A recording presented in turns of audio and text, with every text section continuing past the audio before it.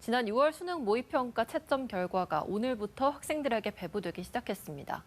이번 6월 모의평가는 역대급으로 어려웠는데 올해 수능도 의대 정원 확대 등으로 변별력을 높이기 위해서 어렵게 출제될 거란 전망이 나오는데요. 수험생들은 수능에 대비해서 어떤 전략과 준비가 필요한지 신병철 기자가 짚어보겠습니다. 6월 수능 모의평가는 이른바 불수능으로 불렸던 작년 수능보다 더 어려웠습니다. 특히 절대평가인 영어의 경우 90점 이상인 1등급 비율이 불과 1.47%에 그쳤습니다. 어려웠다던 지난해 수능의 1등급 비율 4.71%보다 3.24%포인트 낮아진 것입니다. 80점 이상인 2등급도 8%에 불과했습니다. 영어가 좀 많이 어려웠던 것 같고 친구들 얘기 들어보면 막 그렇게 시험지에서 가장 어려운 문제 킬러 같은 건 없었다고 했는데 다 골고루 어려워가지고. 국어의 경우 표준 점수 최고점이 148점으로 역대 가장 어려웠던 작년 수능의 150점과 2점밖에 차이가 나지 않았습니다. 수학 역시 표준 점수 최고점이 152점으로 불수능인 작년 148점보다 4점이 올라 2022학년도 통합 수능 도입 이래 모의평가와 수능 통틀어 가장 높았습니다. 탐구 영역도 과목에 따라 차이는 있지만 작년 수능보다 조금 어렵게 나왔습니다. 졸업생들이 많이 응시를 하고 있고 재학생들에게는 정시 부분에 있어서는 조금 불리한 구조라는 생각이 듭니다.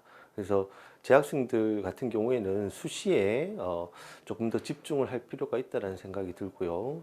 입시 전문가들은 이른바 킬러 문항을 배제해 변별력을 확보하려고 준 킬러 문항을 더 많이 제출했기 때문으로 분석하고 있습니다.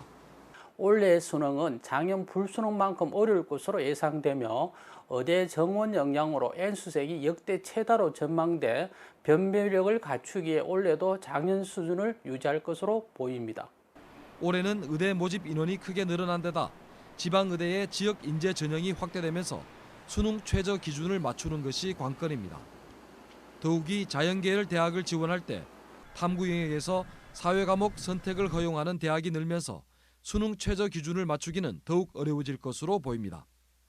이번 6월 모의평가에서 처음으로 사회탐구 지원자가 과학탐구 지원자를 초월하면서 수시 모집에서 의대는 최저 맞추기가 쉽지 않을 것으로 전망됩니다. 선택 과목에 따라 유리하냐 불리해지냐 하는 문제는 올해도 나타날 것으로 보입니다. 올해는 최상위권 일부 대학과 의학 계열 등이 수학에서 미적분과 기하 중 하나를 요구해 작년보다 큰 변수가 될 전망입니다.